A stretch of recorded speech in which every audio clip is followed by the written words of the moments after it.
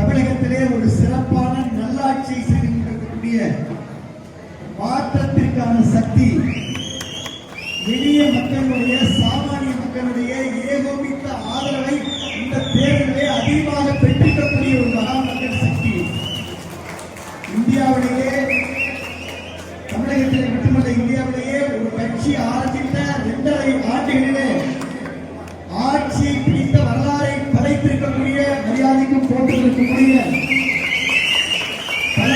முதலமைச்சர் அவர்களுக்கு நம்முடைய அன்னவாசல் ஒன்றிய நகர கழகத்துடைய சார்பிலே பாராட்டுகளையும் வாழ்த்துக்களையும் வணக்கங்களையும் முதலில் தெரிவித்துக் கொண்டு நம்முடைய அந்த அமைச்சரவையிலே மாவட்ட அமைச்சராக மரியாதைக்குரிய நம்முடைய அன்பு மாப்பிள்ளை மாவட்ட கழகத்துடைய செயலாளர் முகமது பர்வேஸ் அவர்களும் இடத்தே தொலைபேசியிலே பேசி நிகழ்ச்சியில் நீங்கள் சிறப்பாக கலந்து கொள்ளுங்கள் எங்களுடைய தம்பிகள் எல்லாம் சிறப்பாக இங்கு ஏற்பாடு செய்வார்கள் என்று என்னுடைய வாழ்த்துக்களை தெரிவித்துக் கொள்கிறேன் என்று மரியாதைக்குரிய மாண்புகளுடைய அமைச்சர் மாப்பிள்ளை அவர்களும் பேசினார்கள். அவர்களுக்கும் என்னுடைய நேரத்தை நன்றியை தெரிவித்துக் கொண்டு ஒவ்வொருவரும் மிக சிறப்பாக உழைத்து பங்கெடுத்து நிகழ்வை நீங்கள் முன்னெடுத்திருக்கிறீர்கள்.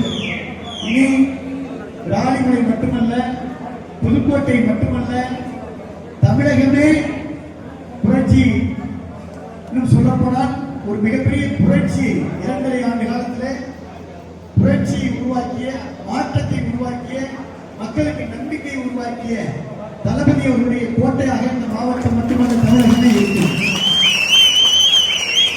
நான் ஏற்கனவே சொன்னது போல எந்த தேர்தல் வந்தாலும் அந்த தேர்தலிலே தமிழக வெற்றி கழகம் தமிழகத்திலே மகத்தான வெற்றி பெறும்.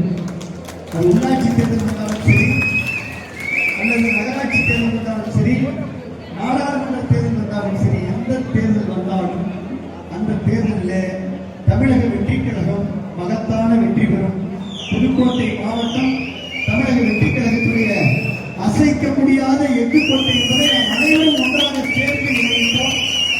இந்த பாதை இனி வெற்றி பாதை, வெற்றி கழகத்துடைய பாதை வெற்றி பாதை. நீங்கள் எல்லாம் அன்று இந்த தேர்தல் நேரத்தில் கூட நான் பார்த்திருக்கின்றேன். பாட்சியாக இருக்கட்டும், மணிகண்டனாக இருக்கட்டும், நம்முடைய பள்ளிகளாக இருக்கட்டும், நம்முடைய நகர்பாக இருக்கட்டும், எல்லாருமே அமைதியாக இருப்பாங்க. ஆனால் உங்களுடைய களப்பணி என்பது மிக சிறப்பாக அமைந்திருக்கின்றது. அதே போல்தான் நம்முடைய முதலமைச்சர் அவர்களும் மிகவும் அமைதியாக, அதே நேரத்திலே எல்லோரையும் அரவணைக்கின்ற ஒரு நல்ல பாங்கை நீங்கள் பார்த்துக்கலாம். ஒரு விடுதியில் போய் ஆய்வு செய்கின்ற பொழுது, ஒரு மருத்துவமனையில் போய் அந்த குழந்தையை கொண்டிருக்கின்ற பொழுதும், அல்லது எந்த நிகழ்வாக இருந்தாலும் அந்த நிகழ்வில் ஒரு தனி தன்மையோடு மரியாதைக்குரிய முதலமைச்சர் அவர்கள் செயல்பட்டு வருகிறார்கள். விஆர்எஸ் சொன்னார், என்னுடைய பேத்திக்கு 8 வயது, 3ஆம் வகுப்பு தான் படிக்கிறாங்க. என்ன காலையில் வரப்போ காரணம் சொன்னார், தாத்தா நீங்க எப்போது இனிமே இந்த துண்டு போட்டுட்டு தான் இருக்கணும், இந்த கொடி கட்டிட்டு தான் வீட்டுக்கு வரணும் அப்படின்னு அவங்க பேத்தி விஆர்எஸ் சொல்லியிருக்கிறார்.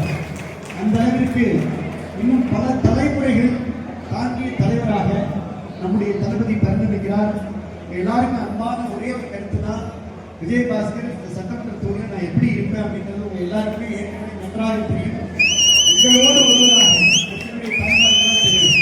நிறைய நம்ம தாய்மார்களுக்கு நம்ம ரொம்ப சந்தோஷம். ஏன்னா நாங்கள் எப்போதுமே நாங்கள் தளபதி ரசிகர்கள்.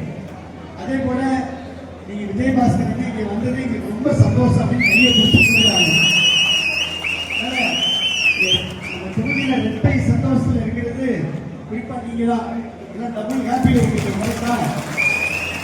டபுள் ஹாப்பியில் இருக்கீங்க.